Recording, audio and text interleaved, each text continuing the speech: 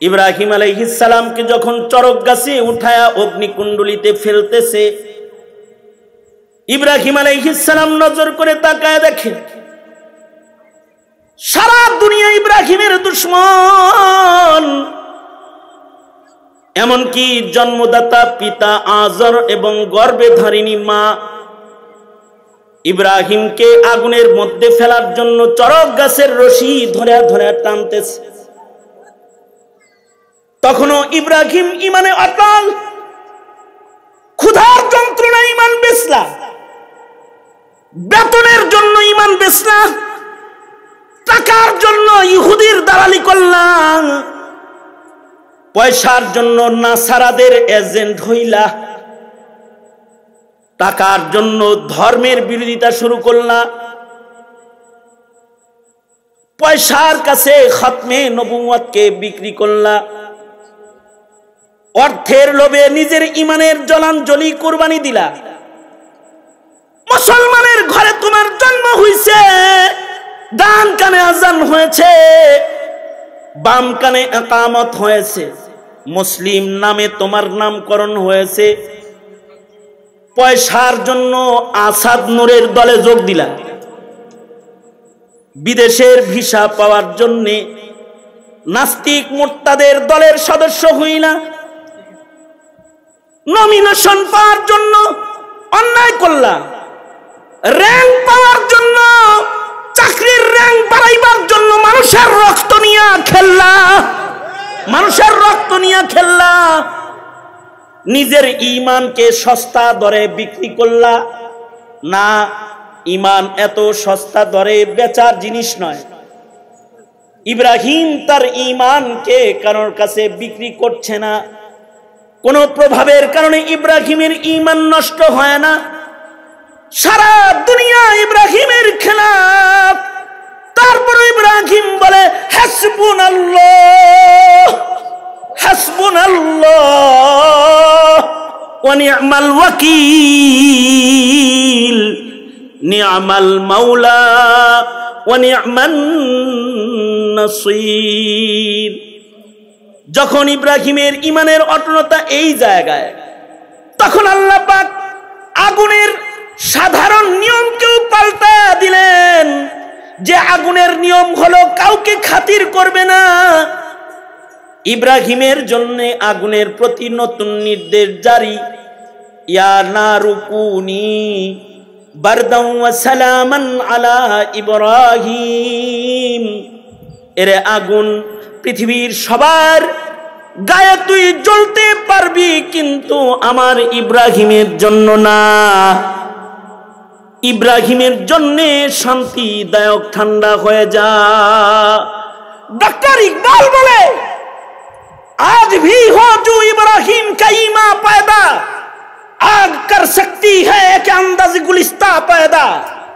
इकबाल बोले ইমানের এই মারহালায় যদি কোন মুমিন তাকে ইব্রাহিমের সন্তানের পূর্ণ পরিচয় দিয়ে ইমানের দস্তরখানে যদি সে দাঁড়িয়ে যেতে পারে, তাহলে মদদের দস্তরখানও আল্লাহ তাআলা ইব্রাহিমকে যেটা দিয়েছিলেন সেটা এই মুমিনকে দান করবেন। ইমানের উপরে অটলতা, ইমানের উপরে অবিচল থাকা, এইটার তালিম দেওয়ার জন্য আল্লাহ তাআলা যুগে যুগে মুমিনদের ইমানের কঠিন ইতিহাসকে কোরআনে হাকিমে আল্লাহ তাআলা তুলে ধরেছেন। যেমন এখন যে সকল জালিম আছে, যেই জুলুমগুলো এখন মুসলমানদের উপরে আছে, এর চেয়েতেও ভয়ঙ্কর জুলুম এক সময় মুমিনের উপরে ছিল। ইতিহাসের পাতায় বড় বড় জালেমের আগমন ঘটেছে, যারা মুমিনদের উপরে অত্যাচার করেছে, জুলুম করেছে। উদাহরণ হিসেবে পৃথিবীর মাটিতে ভয়ঙ্কর প্রথম জালিম এবং ভয়ঙ্কর জালিম যারা আগমন করেছে, এখন তো আমাদের সামনে এমন কোন জালিমকে আমরা চিনি না যেই জালিম নিজে খোদা দাবি করেছে। এমন কাউকে চিনেন? আমি চিনি না। যে নিজেকে নিজে খোদা দাবি করেছে এমন কোন জালিমকে এখন চিনি না। কিন্তু কোরআন বলে এমন কিছু জালিমের কথা, যেই জালিমরা জুলুম তো করেছে, শেষ পর্যন্ত তারা রবের উপরে জুলুম করে নিজেরা নিজে খোদাও দাবি করেছে। ইতিহাসের পাতায় ওই সকল নিকৃষ্ট জালিমদের মধ্যে প্রথম খোদা দাবিদার জালেম হলো নমরুদ, যেই পৃথিবীতে প্রথম খোদা দাবি করেছিল। মানুষ হয়ে নিজে খোদা দাবি করেছে, আরো খোদা দাবি করেছে। ফিরআউন খোদা দাবি করেছে, সে আনা রব্বুকুমুল আলা নিজেকে বড় খোদা হিসেবে পেশ করেছে, দাবি করেছে। নমরুদ খোদা দাবি করেছে। খোদা দাবি করার জুলুম, এত বড় জুলুম সে করেছে। মানুষের উপরে সাধারণ জুলুম না, অসাধারণ জুলুম করেছে। এমন জুলম সে করেছে যে জুলমের কল্পনা পৃথিবীতে আগে কেউ করে নাই। কারণ একটা সময় ছিল যখন সাধক জিন এবং গণকদের কথাকে বিশ্বাস করা হতো। কারণ কি? কারণ হলো আসমানের দরওয়াজা খোলা ছিল, জিনেরা উপরে যেতে পারত। এখন তো আসমানের দরজা বন্ধ, জিনেরা উপরে যেতে পারে না।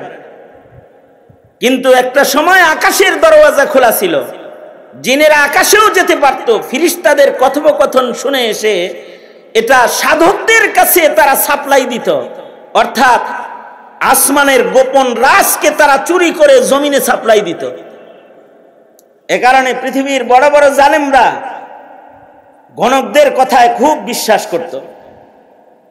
যেমন নমরুদ, তার কাছে গণকরা এসে বলল, জানো আসমানে আলোচনা হয়েছে তোমার জুলুম আর অত্যাচারের এই মসনদকে তছনছ করতে ইব্রাহিম খলিলের আগমন হইতেছে, খলিলুল্লাহ আসতেছে। খলিলুল্লাহ আসলে তোমার এই জুলমের প্রাসাদ থাকবে না, এটা তছনছ হবে, অপেক্ষা করো, খলিলুল্লাহ আগমন করতেছে। কারা বলল? সাধকেরা বলল, যারা জিন সাধক তারা বলল। আগের যুগে গণকদের কথাকে বিশ্বাস করত মানুষ, এমনকি নবীর যুগ পর্যন্ত গণকদের কথাকে যথেষ্ট পরিমাণে বিশ্বাস করত। যেমন হযরত হিন্দা রাদিয়াল্লাহু আনহা, ওনার প্রথম একটি বিবাহ হয়েছিল। হাদিসে আছে যে ওনার এই বিবাহের পরে ওনার স্বামী ওনার উপরে জিনার তহমত দিয়েছিল, প্রথম স্বামী। অর্থাৎ হযরত হিন্দা উনি ঘরে ঘুমাইতেছেন আর স্বামী বাইরে গেছে, এদিক দিয়ে এক পথিক হযরত হিন্দার বাড়ির সামনে দিয়ে যায় পিপাসা নিবারণের জন্য, পানি পানের জন্য হিন্দার বাড়িতে প্রবেশ করেছে। সে যায় দেখে হযরত হিন্দা ঘুমায়, ঘরে একটা নারী ঘুমায়। এটা দেখে পথিক বের হয়ে চলে গেছে। ঠিক যখন পথিক বের হয়ে চলে যাইতেছে, তো হযরত হিন্দার প্রথম স্বামী তখন ঘরের ভেতরে ঢুকছে, দেখে যে এক পুরুষ বাইর হয় বাড়ি থেকে। বাস তার মনে সন্দেহ যে পুরুষ যেহেতু ঘর থেকে বের হইতেছে, তাইলে মনে হয় হিন্দা এই পুরুষকে ডেকে এনে জিনা ব্যভিচার করেছে, নিজের বিবির উপরে নিজে স্বামী হয়ে তহমত লাগাই দিয়েছে। এক পর্যায়ে তালাক হয়ে গেল। কিন্তু জমানার নিয়ম ছিল গণকদেরকে দিয়া সত্য মিথ্যা যাচাই করা হতো।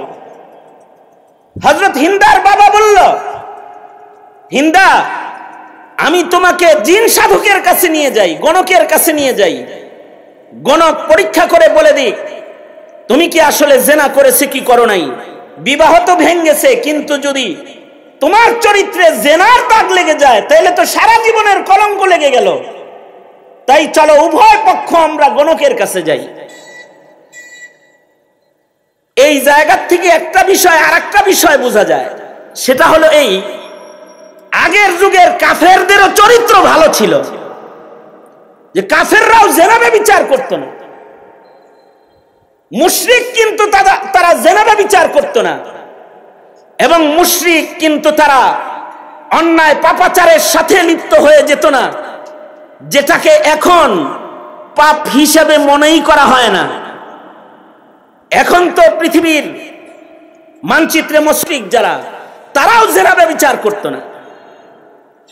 হযরত হিন্দার বাবা এবং হযরত হিন্দার স্বামীর পক্ষ উভয়ে গণকের কাছে গেল, যা বলল, বলো তো আমার মেয়ে কি জেনা করেছে কিনা? না, জেনা করে নাই। আপনার মেয়ে পুত পবিত্র। এরপরে স্বামী বলল, গণক যেহেতু তোমাকে পুত পবিত্র বলেছে, তাই আমি তোমাকে আবার বিয়ে করতে চাই। হযরত হিন্দার আত্মমর্যাদা বোধ এত মজবুত ছিল যে উনি বললেন যে যেই স্বামী নিজের বিবির উপরে জেনার তোহমত লাগাইতে পারে অমন স্বামীর ঘর আমি করি না। পরবর্তীতে হযরত হিন্দাকে আবু সুফিয়ানের কাছে বিবাহ দেওয়া হলো। হযরত আবু সুফিয়ান বিয়ে করলেন। দেখেন, এই হিন্দার পেট থেকেই কিন্তু জন্মগ্রহণ করলো হযরত আমির মুআবিয়া রাদিয়াল্লাহু আনহুর মতো কাতিবে ওহী খলিফাতুল মুসলিমিন। মুসলিম জাহানের খলিফার জন্ম হলো এই হিন্দার পেট থেকে। তা আগের যুগে এরকম গণকের কথা বিশ্বাস করা হতো, নবীর যুগেও গণকের কথা বিশ্বাস করা হতো।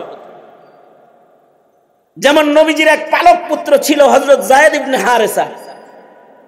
হযরত যায়েদ ইবনে হারেসার ঘরে আল্লাহ তাআলা হযরত যায়েদকে একটা পুত্র সন্তান দান করলেন, নাম হযরত উসামা রাদিয়াল্লাহু আনহু। কিন্তু আশ্চর্য বিষয় হলো, বাবার কালার আর ছেলের কালার সম্পূর্ণ ভিন্ন ছিল। বাপ তো দেখতে সুন্দর হযরত যায়েদ। হযরত যায়েদ তো একমাত্র সাহাবী যার নাম কোরআনে আছে, নবীজির পালক পুত্র। নবীজির প্রেমের বরকতে আল্লাহ তাআলা ওনার নাম কোরআনে জায়গা দান করেছেন। কারণ গোলাম হয়ে হযরত খাদিজার বাড়িতে আসছিলেন ঈমানের জন্য, নবীজিকে পাওয়ার জন্য নিজের মা বাপ সব ছাড়ছেন। আল্লাহর রাসূল হযরত যায়েদকে নিজের পালক পুত্র হিসেবে ঘোষণা দিয়েছিলেন। এই হযরত যায়েদের পেটে, যায়েদের ঔরসে আল্লাহ তাআলা নবীজিকে একটা পালক পুত্রের ঘরে নাতি দান করেছিলেন, নাম হলো হযরত উসামা। কিন্তু হযরত উসামা ছিলেন দেখতে কালা। বাপ তো দেখতে সুন্দর, কিন্তু ছেলে হলো কালো। আরবের কেউ কেউ বলল, কি বাবার রং একরকম, ছেলের রং আর এক রকম, এটা আবার কোন জায়গা থেকে আইলো? এটা কি এই বাবার বাচ্চা নাকি অন্য কোনো বাবার বাচ্চা? এরকম তোহমত হযরত উসামার উপরে দিয়ে দিয়েছিল। কিন্তু হযরত উসামা আর হযরত উসামার বাবা যায়েদ একদিন এক জায়গায় বাপ বেটা ঘুমায় রইছেন এক চাদর গায়ে, কিন্তু চাদরটা এতই ছোট ছিল যে বাপ আর বেটা দুজনের পা চাদরের বাইরে বের হয়েছিল। বাবার পা সাদা ধবধবে, কিন্তু ছেলের পা কালো। এই পথ দিয়ে একজন গণক যায়। এই গণক এই দুই বাপ বেটার পা দেখে বলে, এখানে যারা শুয়ে আছে এরা দুইজন বাপ বেটা। আরবের মূর্খেরা এতই মূর্খ যে গণকের কথা বিশ্বাস করে তখন তারা হযরত যায়েদের সন্তানকে সুন্দরভাবে স্বীকৃতি প্রদান করেছিল। তো একটা সময় গেছে গণকের কথা বিশ্বাস করা হতো। গণকের কথা বিশ্বাস করার কারণও আছে যে আকাশের দরজা খোলা ছিল, জিনেরা এসে খবর দিত। তো নমরুদের কাছে জিন সাধকরা এসে বলল, ইব্রাহিম আসতেছে। কিন্তু কেমনে আইব? আসমান থেকে ডাইরেক্ট নামবো নি? না, কোনো মানুষের পেটেই হইব। আমি থাকতে কোনো বাচ্চা হইতেছে না। তাই কি করবা? নমরুদের জুলমের স্টাইল শুরু হয়ে গেল। জুলুম কি? জুলুম হলো স্বামী স্ত্রী দুইজন একসাথে থাকতে পারবে না। পুরুষরা আজ থেকে আলাদা ঘুমাবা, মহিলারা আলাদা ঘুমাবা। কোনো সাধারণ এলাকায় না, তৎকালীন সারা দুনিয়ার জন্য এই নোটিশ জারি।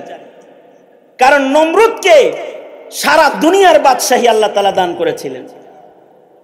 এই পৃথিবীতে চারজনকে সারা পৃথিবীর রাজত্ব আল্লাহ দান করেছেন। দুইজন কাফের, দুইজন মুমিন। মুমিন দুইজনের ভেতরে একজন হযরত সুলাইমান জুলকারনাইন, দ্বিতীয় জন। মুশরিকদের ভেতরে দুইজনকে সারা পৃথিবীর রাজত্ব আল্লাহ দিয়েছিলেন। এর ভেতরে একজন হলো নমরুদ আর একজন বুখতানাসার। তাইলে নমরুদের এই নোটিশটা জারি হয়েছে সারা পৃথিবীতে। সারা পৃথিবীতে তার রাজত্ব যেখানে আছে সেখানে নোটিশ জারি হয়েছে যে নারী পুরুষ আর একসাথে ঘুমাইতে পারবে না। আজব বিষয় হলো তার এই অন্যায় জুলুমকে বাস্তবায়ন করার জন্য বাংলাদেশে যেমন বাহিনী প্রধানকে নিয়ন্ত্রক হিসেবে দেয়া হয় বিভিন্ন কিছু সামাল দিতে, দেয় না? হ্যাঁ, ওই রকম একজন বাহিনী প্রধান হিসেবে ইব্রাহিম আলাইহিস সালাতু ওয়াস সালামের বাপ আজরকে নমরুদ দায়িত্ব প্রদান করলো। খেয়াল রাখো স্বামী স্ত্রী যেন একসাথে না থাকে। আজর আমানতদারির সাথে এই জুলুম করা শুরু করলো। এখনকার পুলিশরাও আমানতদারির সাথে জুলুম করে, আর কয় কি উপরের নির্দেশ। কার নির্দেশ? আজরকে যদি জিজ্ঞেস করতো, এই আমরা বৈধ স্বামী স্ত্রী একসাথে থাকবো, তোর মাথা ব্যথা কেন? উপরের নির্দেশ। এখনো নিরীহ মানুষদেরকে হয়রানি করা হয়। আর যদি বলা হয় আপনাদের কাছে সব রিপোর্ট আছে, একজন আলেমকে এমন ভাবে কেন রিমান্ডে আনলেন? হুজুর উপরের নির্দেশ, এজন্য আনছি, চা খান চলে যান, কিন্তু নাটকটা সাজাইতে হবে আমার, কারণ উপরের নির্দেশ। এখন যেমন উপরের নির্দেশে নাটক সাজানো হয় আর অবাস্তবকে বাস্তবতায় রূপান্তরিত করা হয়, নমরুদের কথায় আজরও অবাস্তব জিনিসটাকে বাস্তবে রূপান্তরিত করলো।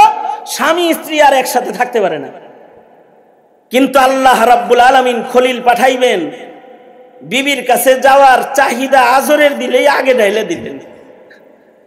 সবার উপরে আইন জারি করছে ঠিক, কিন্তু নিজেই বিবির কাছে চলে গেছে গোপনে।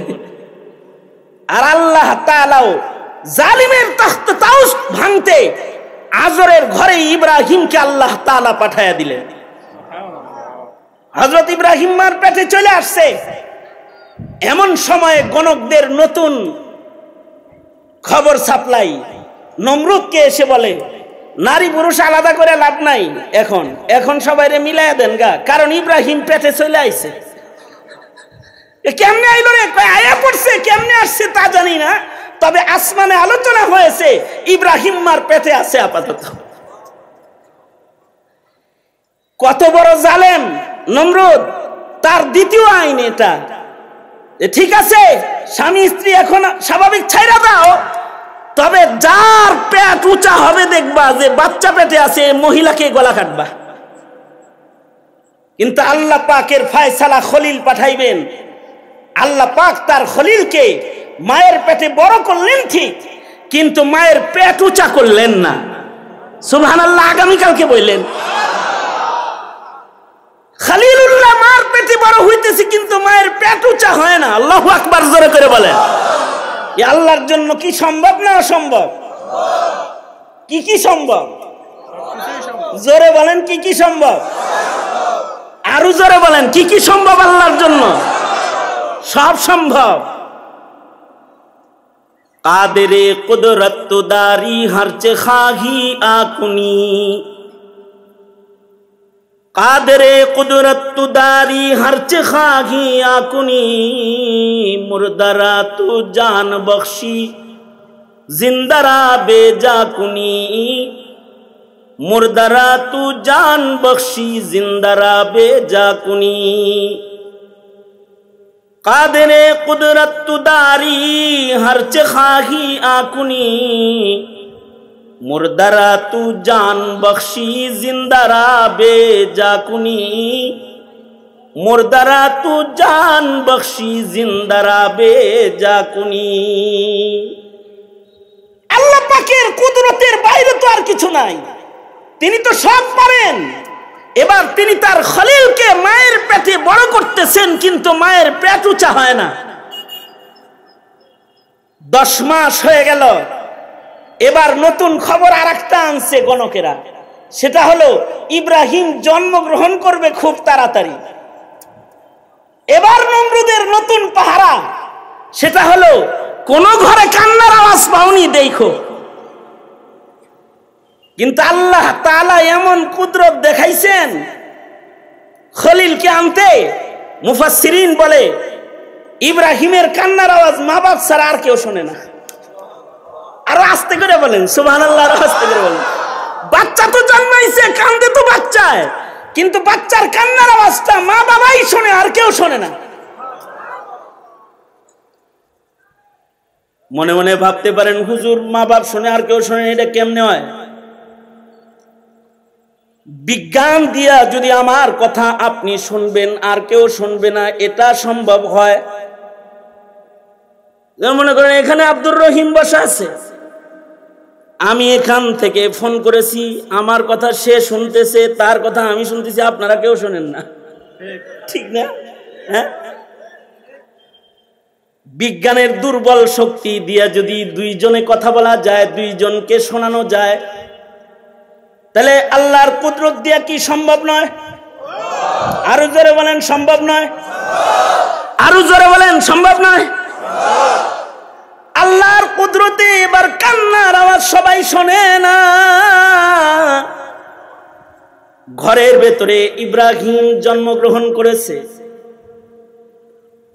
আরো আশ্চর্য বিষয় হলো, মা হিসাবে সন্তানকে লুকায় রেখেছে। সন্তানকে লুকায় রেখে দূরে চলে যদি যায়, ক্ষুধার যন্ত্রণায় সন্তানের কান্নার আওয়াজ হয় না। কারণ ইব্রাহিম আলাইহিস সালামের আরেকটা মুজিজা হলো, বাচ্চা ইব্রাহিমের ক্ষুধা লাগলে মা কাছে না থাকলে সমস্যা নাই। ইব্রাহিম আল্লাহর খলিল আঙ্গুলি চুষতেন। তাফসীর লেখে, ইব্রাহিম আলাইহিস সালামের কোন আঙ্গুলি থেকে আল্লাহ তাআলা দুধ সরবরাহ করতেন, কোন আঙ্গুলি থেকে আল্লাহ তাআলা মধু সরবরাহ করতেন, কোন আঙ্গুলি থেকে পানি, মিষ্টি পানি সরবরাহ করতেন। আল্লাহর খলিলকে আল্লাহ তাআলা কুদরতি খানা খাওয়াইতেন। ইব্রাহিমের নমুনাকে আল্লাহ তাআলা এখনো হেফাজত করেছেন। এখনো দেখবেন বাচ্চা যদি কান্দে আর যদি আঙ্গুল ঢুকায় দেওয়া যায় তো কান্না বন্ধ হয়ে যায়। বাচ্চারা বৃদ্ধাঙ্গুলি চুষতেছে আর মনে হইতেছে না যে মায়ের স্তন চুষতেছে, কান্না বান্না বন্ধ হয়ে গেছে। ইব্রাহিম আলাইহিস সালাতু ওয়াস সালামের আরো মুজিজা আল্লাহ পাকের কুদরত। কারণ জালেমের জুলুম তো আল্লাহ পাকের কুদরতের চাইতে বড় নয়, আল্লাহর কুদরতের চাইতে বড় না। ইব্রাহিম আলাইহিস সালাতু ওয়াস সালামকে আল্লাহ তাআলা সাধারণ বাচ্চা 1 মাসে যতটুকুন বড় হয়, ইব্রাহিমকে আল্লাহ তাআলা একদিনে অতটুকুন বড় করতেন। কয়েক মাস যাইতে যাইতে 2 বছরের বাচ্চার সাথে মিশে খেলে, বুঝাও যায় না যে কে কখন জন্মগ্রহণ করছে। খলিল এসে পড়েছে, আল্লাহ তাআলা তার খলিলকে পাঠায়া দিবেন। খলিলুল্লাহর আগমন যেই পরিবেশে হয়েছে, সেই পরিবেশের চাইতে ভয়ঙ্কর পরিবেশ এখনকার পরিবেশ না আমার বন্ধুরা, মনে রাখবে তুমি। এখনকার যেই পরিবেশ, এই পরিবেশের চাইতেও অনেক বেশি ভয়ঙ্কর পরিবেশ ছিল খলিলুল্লাহর ওই জন্মের সময়ের পরিবেশ। কিন্তু খলিলুল্লাহ, আল্লাহর খলিল, তার ঈমানের উপরে অটল রয়েছেন।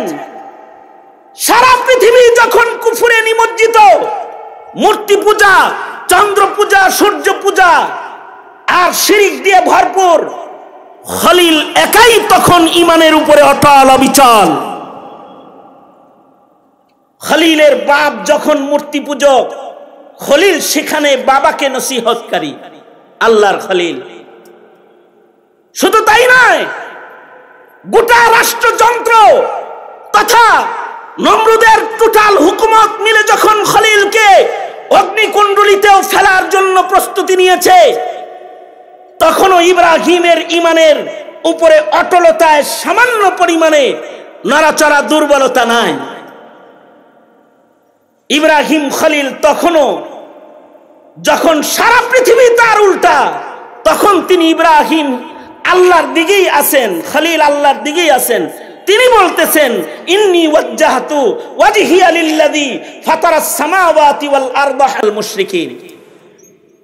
এবং যখন এই ঈমানি অবিচলতা, অটলতা ইব্রাহিমের তখন আল্লাহ পাকের নুসরাত ইব্রাহিমের জন্য শামিলে হাল হয়েছে। কেমন শামিলে হাল হয়েছে? কোরআন ইতিহাস বর্ণনা করে যে আল্লাহ তাআলা ইব্রাহিমের জন্য আগুনকেও ফুল বাগান বানিয়েছে, বসবাসের উপযুক্ত বানায়েছে। আগুনের নিয়ম হলো আগুন কাউরে খাতির করে না, এটা হলো আগুনের নিয়ম। আগুন অলি বুজুর্গেরও খাতির করে না, নামাজিরও খাতির করে না। ফাঁক পাইলে নামাজিরও জ্বালায়, ফাঁক পাইলে অলি বুজুর্গের গা ধরতে পারলে এটাকেও জ্বালায়া দেয়। কিন্তু ইব্রাহিমের ঈমানের পুরস্কার আল্লাহ তাআলা দান করলেন যে খলিলকে উত্তপ্ত আগুন জ্বালাইতে পারতেছে না। আল্লাহু আকবার কাবীরা। উত্তপ্ত আগুন জ্বালাইতে পারতেছে না। সাধারণ চুলার আগুন না, অগ্নিকুণ্ডলী বানানো হয়েছে। কুণ্ডলী কেন অগ্নিকুণ্ডলী বানাইছে? এই জন্য অগ্নিকুণ্ডলী বানাইছে যাতে করে অগ্নিকুণ্ডলীর ধোঁয়ার দ্বারায় সারা দেশে খবর হয় যে ইব্রাহিমকে সাজাটা দিতেছে কি দেখো। এটি একটি এলান। নমরুদের অগ্নিকুণ্ডলীটা একটা এলান। ইব্রাহিমকে যে শাস্তি দিতেছে এটার এলান হলো অগ্নিকুণ্ডলী। কারণ আগের যুগে কোনো কিছুর এলান করলে আগুন জ্বালানো হতো, ধোঁয়া দেখলে মনে হয়তো ঘটনা ঘটছে। এই কারণেই শরীয়তে ইসলামে যখন আজানের আগমন হয় তখন সাহাবায়ে কেরামদের কারোর পরামর্শ ছিল নামাজের ওয়াক্ত হলে আগুন জ্বালায়া দিও, ধোঁয়া দেখলে বুঝবে ঘটনা ঘটতেছে, জামাত দাঁড়াইতেছে। আগুন জ্বালাইছে এলান করার জন্য ঘটনা ঘটতেছে। ইব্রাহিম আলাইহিস সালামকে যখন চরক গাছে উঠায়া অগ্নিকুণ্ডলীতে ফেলতেছে, ইব্রাহিম আলাইহিস সালাম নজর করে তাকায় দেখে সারা দুনিয়া ইব্রাহিমের দুশমন। এমনকি জন্মদাতা পিতা আজর এবং গর্ভে ধারিণী মা ইব্রাহিমকে আগুনের মধ্যে ফেলার জন্য চরক গাছের রশি ধরে ধরে টানতেছে। তখনও ইব্রাহিম ঈমানে অটল। ক্ষুধার যন্ত্রণা ঈমান বেচলা, বেতনের জন্য ঈমান বেচলা, টাকার জন্য ইহুদির দালালি করলাম, পয়সার জন্য নাসারাদের এজেন্ট হইলা, টাকার জন্য ধর্মের বিরোধিতা শুরু করলা,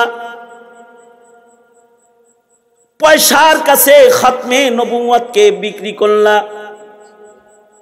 অর্থের লোভে নিজের ঈমানের জলাঞ্জলি কুরবানি দিলা। মুসলমানের ঘরে তোমার জন্ম হইছে, ডান কানে আজান হয়েছে, বাম কানে ইকামত হয়েছে, মুসলিম নামে তোমার নামকরণ হয়েছে, পয়সার জন্য আসাদ নূরের দলে যোগ দিলা, বিদেশের ভিসা পাওয়ার জন্য নাস্তিক মুরতাদের দলের সদস্য হইলা, নমিনেশন পাওয়ার জন্য অন্যায় করলা, র্যাঙ্ক পাওয়ার জন্য, চাকরির র্যাঙ্ক বাড়াইবার জন্য মানুষের রক্ত নিয়ে খেললা, মানুষের রক্ত নিয়ে খেললা, নিজের ঈমানকে সস্তা দরে বিক্রি করলা। না, ঈমান এত সস্তা দরে বেচার জিনিস নয়। ইব্রাহিম তার ঈমানকে কারোর কাছে বিক্রি করছে না। কোন প্রভাবের কারণে ইব্রাহিমের ঈমান নষ্ট হয় না। সারা দুনিয়া ইব্রাহিমের খেলাফ, তারপর ইব্রাহিম বলে হাসবুনাল্লাহ হাসবুনাল্লাহ ওয়া নি'মাল ওয়াকিল, নি'মাল মাওলা ওয়া নি'মান নাসির। যখন ইব্রাহিমের ঈমানের অটলতা এই জায়গায়, তখন আল্লাহ পাক আগুনের সাধারণ নিয়মকেও পাল্টা দিলেন। যে আগুনের নিয়ম হলো কাউকে খাতির করবে না, ইব্রাহিমের জন্য আগুনের প্রতি নতুন নির্দেশ জারি। ইয়া নারু কুনি বারদাও ওয়া সালামান আলা ইব্রাহিম, এরে আগুন পৃথিবীর সবার গায়ে তুই জ্বলতে পারবি, কিন্তু আমার ইব্রাহিমের জন্য না। ইব্রাহিমের জন্য শান্তিদায়ক ঠান্ডা হয়ে যা। डॉक्टर इकबाल बोले आज भी हो जो इब्राहिम का ईमा पैदा, आग कर सकती है कि अंदाज गुलिस्ता पैदा। इकबाल बोले ইমানের এই মারহালায় যদি কোন মুমিন তাকে ইব্রাহিমের সন্তানের পূর্ণ পরিচয় দিয়ে ইমানের দস্তরখানে যদি সে দাঁড়িয়ে যেতে পারে, তাহলে মদদের দস্তরখানও আল্লাহ তাআলা ইব্রাহিমকে যেটা দিয়েছিলেন সেটা এই মুমিনকে দান করবে। সুতরাং হে মুমিনের কাফেলা, তোমার আমার ঈমান কোন জালেমের কাছে বিক্রির জন্য নয়। এই কারণেই ফিলিস্তিনের মুসলমানেরা রক্ত দেয়, জীবন দেয়, কিন্তু ঈমান বিক্রি করে না, ঈমান দেয় না। তারা তাদের ঈমানের উপরে তারা অটল, অবিচল তারা ঈমানের উপরে। সুতরাং তোমার আমার জিন্দেগিতে ঈমানের যত্ন যেটা, এটা হবে ইব্রাহিমের যত্নের মতন যত্ন। ইব্রাহিমের মতো ঈমান যত্ন, এই যত্ন করে করে কেউ যদি মরণ পর্যন্ত কোন রকম যাইতে পারে ঈমানের উপরে অটল থেকে, তাহলে তার মৃত্যুটা হবে আল্লাহর জান্নাতের দরওয়াজা। এ কারণে জালিমের কাছে ঈমান বিক্রি করা যাবে না। আজকের মুসলমানেরা কয়টা টাকার জন্য ঈমান বিক্রি করতেছে। যান বর্ডার এরিয়াগুলোতে চলে যান, যা দেখবেন মাসে 5 কেজি চাল আর কিছু ডালের জন্য মুসলিম ঘরের সন্তান হয়ে সে আজ কাদিয়ানির খাতায় তার নাম। তার মানে ঈমানের উপরে অবিচল অটল থাকার যে অবস্থা, সেটা মুমিনের জিন্দেগির থেকে এখন ধীরে ধীরে উঠায় নিচ্ছে। মূর্খতার বেড়াজালে মুসলমানদেরকে এখন বন্দী করা হয়েছে।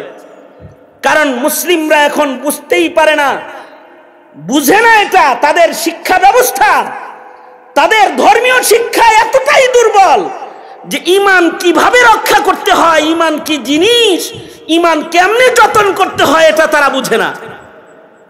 এখন মুমিনেরা তাদের ঈমানের যত্ন না বুঝলেও তারা ইহুদি নাসারাদের কালচারের যত্ন ঠিকই বুঝে, কিন্তু ঈমানের যত্ন বুঝতেছে না। এই দেশের আলেম ওলামা যারা, এই দেশের দাওয়াত ও তাবলীগ, এই দেশের পীর মাশায়েখ, এই দেশের যারা নায়েবে নবীর কাফেলা, তাদেরকে জেলখানায় থাকতে হয়, অথবা অন্ধকার কুঠরিতে বসে থাকতে হয়, অথবা তাদেরকে জুলমের মুখোমুখি হতে হয়। তাদের অপরাধ একটাই, মনে রাখবে, তারা এদেশের চেয়ার নিয়ে টানাটানি করে না, তারা তোমাদেরকে ঈমান চিনায় দেয়। এ কারণে ইসলামের দুশমনের গাত্র দাহ শুরু হয়ে যায়। সুতরাং আমাদের এই সময়ে যেটা আমাদের কর্তব্য, সেটা হলো আমরা ঈমানের উপরে অবিচল অটল থাকব। সব মেনে নিতে পারি, কিন্তু খাতমে নবুয়ত নিয়ে টান দিবে কেউ, মেনে নেব না। কোরআনের উপরে আক্রমণ করবে, মেনে নিব না। ঠিক কিনা? আওয়াজ করে, জোরে আওয়াজ করে বলেন। কারণ আমরা জানি ঈমানের যতন করে কেউ যদি মরেও যায়, সে অমর হয়ে যায়। ঈমানের যতন করে কেউ মরলে তাকে আল্লাহ তাআলা মৃত বলে না, জীবিতের খাতায় তার নাম চলে যায়।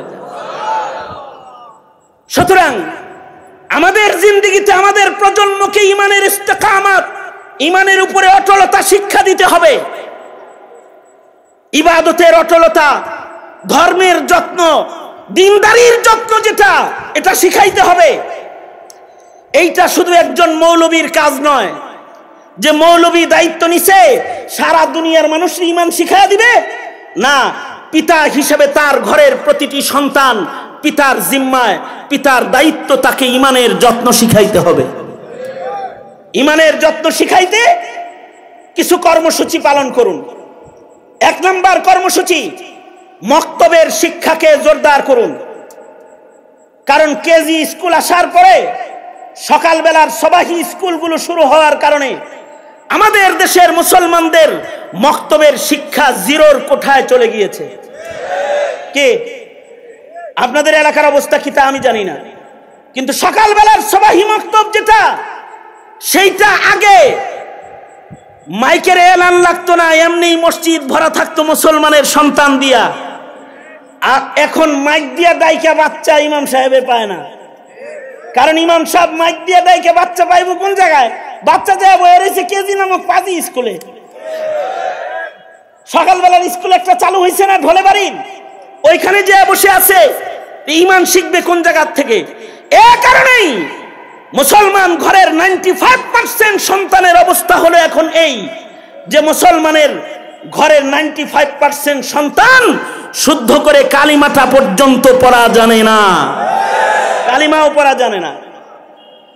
এইটাকে নিশ্চিত করুন, নিজের সন্তানের মক্তবের শিক্ষাকে জোরদার করুন, তাকে জরুরি কিছু কোরআন শিক্ষা। এই যে ছোট ছোট মাদ্রাসা, এটা তো অনেক বড় মাদ্রাসা না, জুম্মা পাড়ার মতো বড় মাদ্রাসা নয়, এখানে এতটুকু নিশ্চয়তা অবশ্যই রয়েছে। আপনি যদি 2টা বছর আপনার সন্তানকে এখানে একটু পড়ান, তাহলে আপনার সন্তানটা কমাস কম ইব্রাহিমের সন্তান হিসেবে ইমানের যত্ন শিখবে। তুরি মাইরা তার ইমান নিয়ে যেতে পারবে না, তুরি দিয়ে ইমান নিতে পারবে না, তার ইমান অস্ত্রের মুখেও নিতে পারবে না। কারণ যে ইমানের যত্ন জানে সে ফাঁসির রশিতে ঝুলতে জানে, কিন্তু ইমান ছাড়তে জানে না, ইমান ছাড়তে জানে না, যে ইমানের যত্ন বুঝে। তাহলে আপনারা আপনাদের সন্তানকে ইমানের যত্ন বুঝান। যদি সন্তানকে মক্তবে পড়ায় না থাকেন, তাহলে আমাদের হিন্দুস্তানের আকাবিররা দাওয়াত ও তাবলীগ চালু করে দিয়েছেন আপনার যুবক সন্তানটার জন্য। তাকে একটা চিল্লা লাগাইয়া দেন, তারা কিছুদিনের জন্য নেককারদের জামাতের ভেতরে ঢুকায় দেন। চলতি ফিরতি মাদ্রাসায় কিছু সময় থাকলে তার ঈমান, তার আকীদা দুরস্ত হয়ে যাবে। দিনের একটা যত্ন তার বুঝে আসবে, দিনের উপরে আমল করার একটা যোগ্যতা তার চলে আসবে। আহলে দিল উলামা হযরতদের সোহবতের মাধ্যমে নিজেদের ঈমানকে তরতাজা করা, কোন মা'আস সাদিকিন বলে আল্লাহ তাআলা আল্লাহওয়ালাদের সোহবতে গিয়ে ঈমান তাজা করার যে রাস্তা দেখাইছেন, এর দ্বারা যদি ঈমানকে তরতাজা রাখা যায় আর ঈমানের উপরে অটল হয়ে যদি মৃত্যুর দস্তরখানে চলে যাওয়া যায়, তাহলে আল্লাহ তাআলা বলেন, ইন্নাল্লাযীনা ক্বালু রাব্বুনাল্লাহু সুম্মা ইসতাকামু তাতানাজ্জালু আলাইহিমুল মালাইকাতু আল্লা তাখাফু ওয়ালা তাহজানু ওয়া আবশিরু বিল জান্নাতিল্লাতী কুনতুম তুআদুন নাহনু আউলিয়াউকুম ফিল হায়াতিদ দুনিয়া ওয়া ফিল আখিরাহ ওয়া লাকুম ফীহা মা তাশতাহি আনফুসুকুম ওয়া লাকুম ফীহা মা তাদউন নুজুলাম মিন গফুরির রহিম। যদি ঈমানের সাথে মরণ হয়, তাহলে মরণের কালে জান্নাতের ইস্তেকবাল তাকে দেয়া হবে। ঈমানের সর্বনিম্ন হালতের মরণও যদি কারোর হয়, অর্থাৎ আল্লাহর রাসূল বলেছেন, মান মাতা ওয়া হুয়া ইয়ালামু লা ইলাহা ইল্লাল্লাহ। এখন অনেক মুসলমান আছে, ওরা জানে না লা ইলাহা ইল্লাল্লাহ কি। ঠিক আস্তে করে কোন কামিয়া, বহু মুসলমান আছে ও জানে না লা ইলাহা ইল্লাল্লাহ, এটা ভালো করে জানে না। এ কারণে, এতটুকু না জানার কারণে সে অন্য ধর্মকে ধর্ম কয়। কেউ যদি বলে ওইটাও ধর্ম, এটাও ধর্ম, এটাও ধর্ম, অর্থাৎ কেউ যদি বহুত্ববাদের স্বীকৃতি প্রদানকারী হয় মুসলমান হয়ে, তাইলে সে তো এটাই জানে না লা ইলাহা ইল্লাল্লাহ, এটা সে জানে না। যদি এতটুকু না জানা অবস্থায় তার মৃত্যু হয়, তাইলে তো তার মৃত্যু হলো বেঈমান হিসাবে। আর আল্লাহর রাসূল বলেছেন, যদি এতটুকুন জানা অবস্থায় কারোর মৃত্যু হয়, লা ইলাহা ইল্লাল্লাহ, তার হৃদয়ে এটা জানা আছে যে আল্লাহ ছাড়া আর কোনো ইলাহ নাই, তো আল্লাহর রাসূল বলেন সে জান্নাতে চলে যাবে। সুবহানাল্লাহ, আরো আস্তে করে বলেন সুবহানাল্লাহ। এটা আমি ইমানের একেবারে নিম্ন জায়গাটা বললাম। এই নিম্ন জায়গাও আমার এই 90% মুসলমানের বহু মুসলমান নাই, এই জায়গাটাও নাই যে তারা জানে না লা ইলাহা ইল্লাল্লাহ, এবং তারা জানে না মুহাম্মাদুর রাসূলুল্লাহ, মুহাম্মদ সাল্লাল্লাহু আলাইহি ওয়াসাল্লাম শেষ নবী, শেষ রাসূল, এরপরে আর কোনো নবী নাই। এই জিনিসটা তারা জানে না, বিধায়ী আজ কাদিয়ানীরা আপনাদের পঞ্চগড়ে সমাবেশ করার অধিকার চায়, এ কারণে সমাবেশ করার অধিকার চায়। আর এই অধিকার মুসলমানের ঘরের প্রশাসক হিসেবে অনুমতিও দিয়ে দেয়, তারা অনুমতিও পেয়ে যায়। হ্যাঁ, তবে ওয়াজ মাহফিলে বাধা এসে যায়, কাদিয়ানীর ইজতেমা খুলে দেওয়া হয়, এটা আন্দোলন করে থামাইতে হয়। কারণ কি? কারণ হলো যোগ্য চেয়ারে বসা থাকলেও এতটুকুন জানে না লা ইলাহা ইল্লাল্লাহ মুহাম্মাদুর রাসূলুল্লাহ, এতটুকুনও জানে না। সুতরাং এহে মুসলিম ভাইরা, আমার প্রজন্মের সন্তানেরা, এহে আমার নায়েবে নবীর কাফেলারা, এহে তালেবানে ইলমে নবুওয়াতের সৈনিকেরা, ইসলামের পাহারাদারেরা, তোমরা কি ইমানের পাহারা দিতে প্রস্তুত আছো তো? ইনশাআল্লাহ।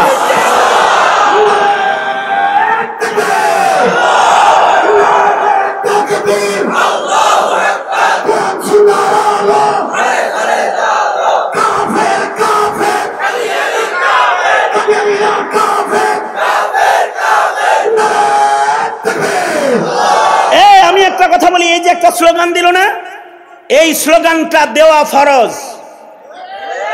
কেউ যদি না দেয় তাইলে শেখুল ইসলামের ফতোয়া, তার ঈমান নষ্ট হয়ে যাবে। আপনি ভালো করে কোন কাফের কাফের, আপনারা ভালো করে কোন কাদিয়ানীরা কাফের।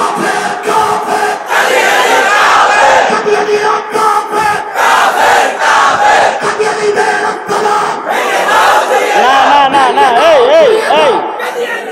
এই আস্তানা ভাঙার দরকার নাই, দেশের নাগরিক হিসেবে আস্তানা ভাঙার দরকার নেই, থাকার অধিকার আছে। বলতে হবে সংসদে আইন চাই, ওরা কাফের হয়ে থাকবে, মুসলমান হয়ে না, মুসলিম করে।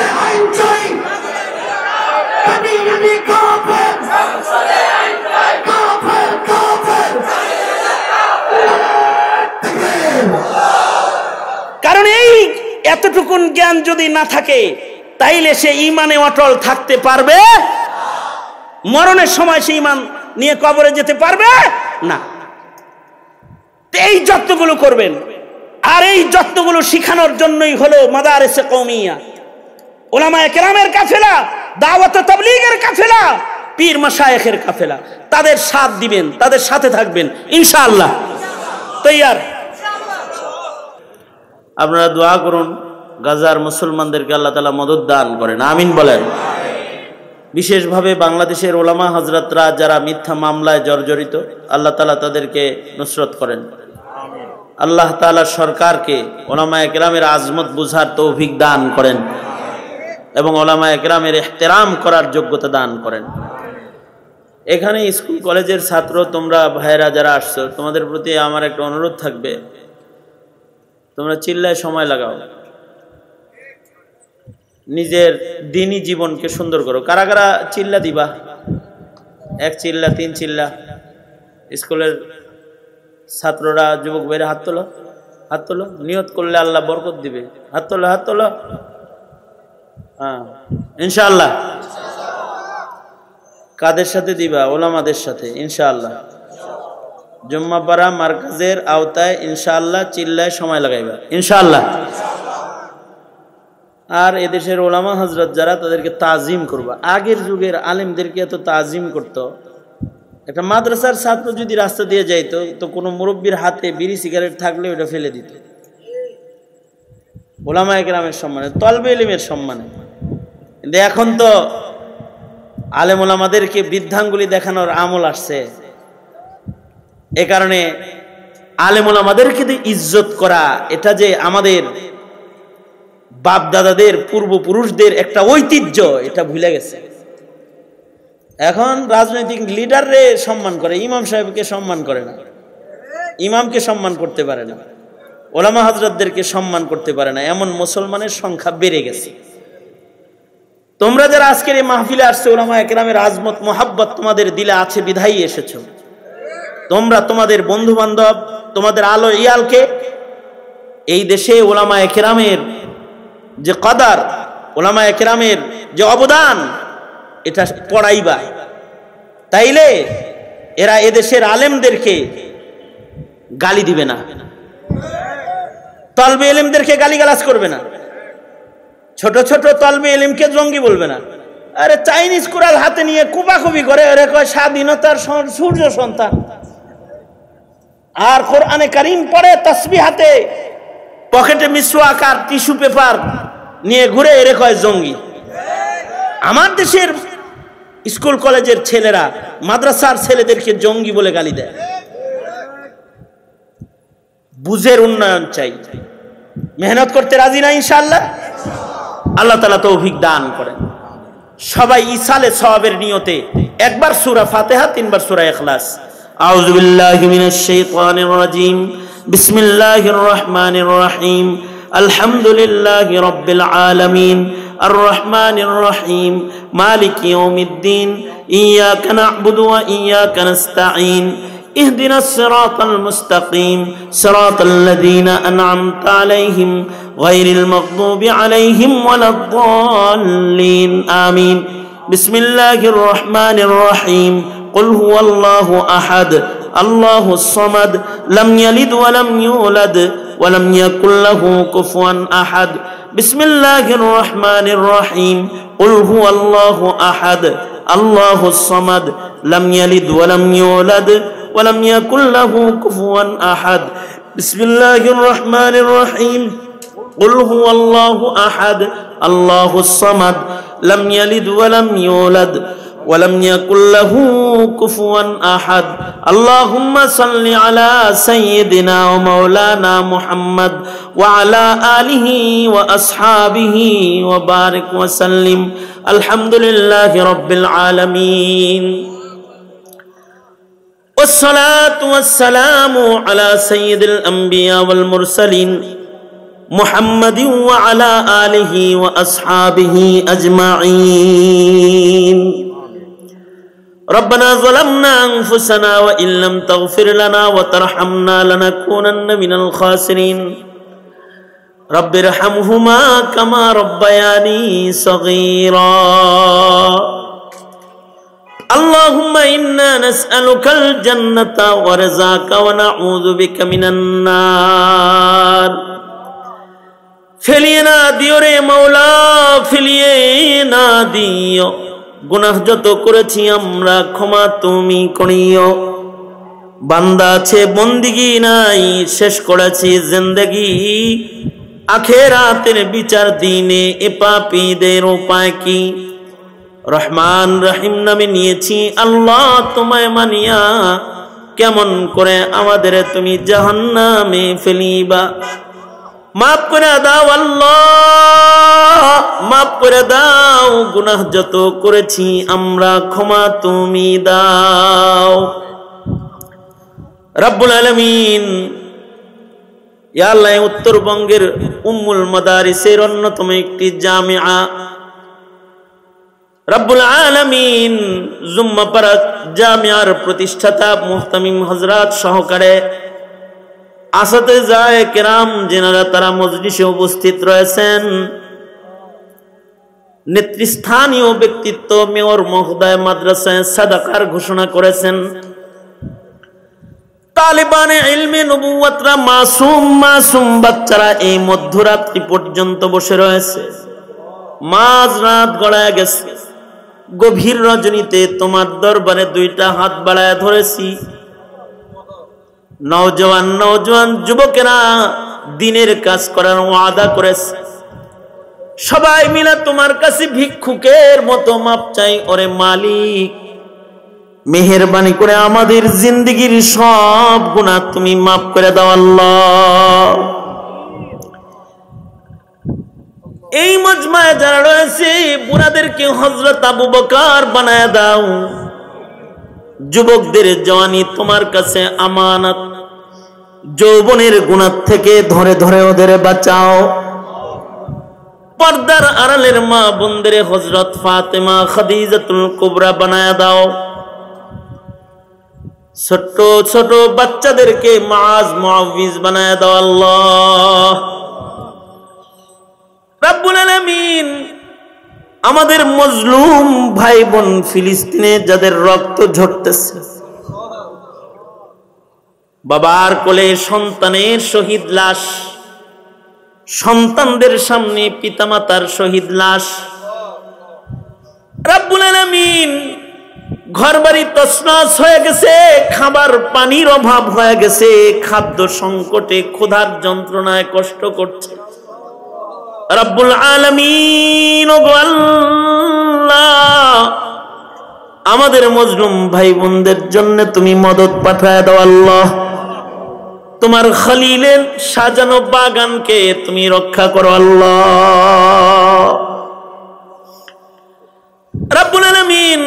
সারা দুনিয়ার মুসলমানদের নাজাত আর শান্তি তুমি দান করো, বাংলার জমিনে শান্তি দান করো, উলামায়ে উম্মতের কদর বুঝার তৌফিক তুমি দান করো আল্লাহ।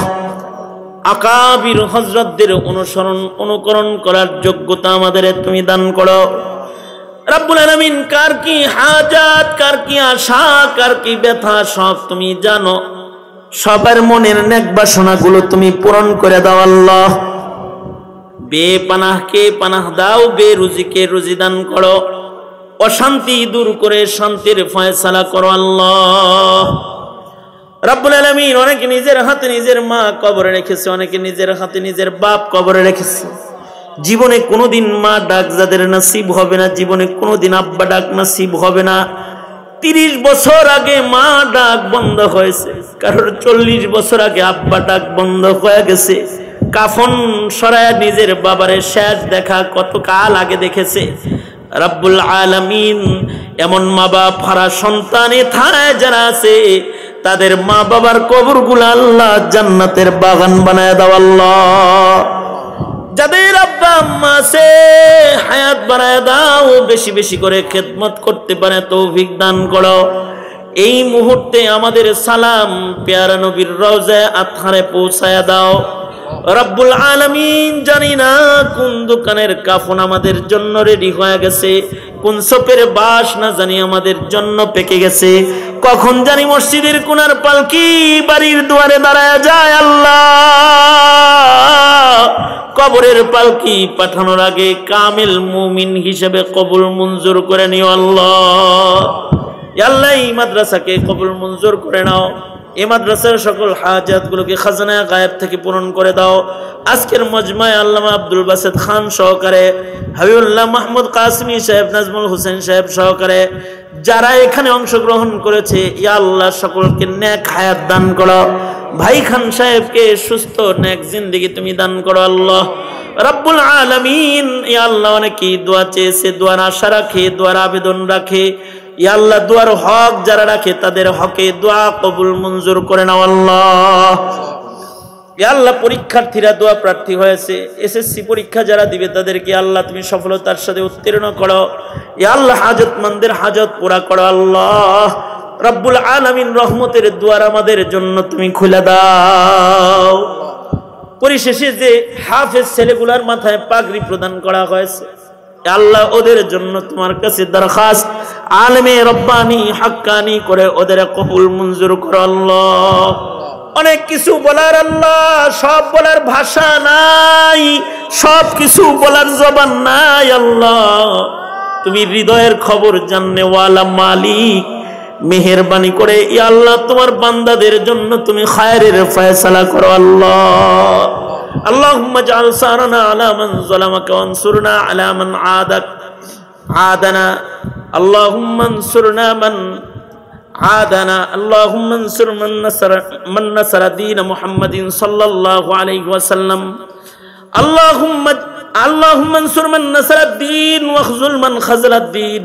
اللهم اعز الاسلام والمسلمين ওয়াহলিকিল কাফারাতা ওয়াল মুবতাদিআতা ওয়াল মুশরিকিন اللهم اهدنا الصراط المستقيم صراط الذين أنعمت عليهم غير المغضوب عليهم ولا الضالين اللهم إنا نعوذ بك من الفتن ما ظهر منها وما بطن اللهم إنا نعوذ بك من إبليس وجنوده ومن الشيطان وشركه اللهم إنا نعوذ بك من البؤس والتباؤس سبحان ربك رب العزة عما يصفون وسلام على المرسلين والحمد لله رب العالمين آمين آمين برحمتك يا أرحم الراحمين السلام عليكم ورحمة الله وبركاته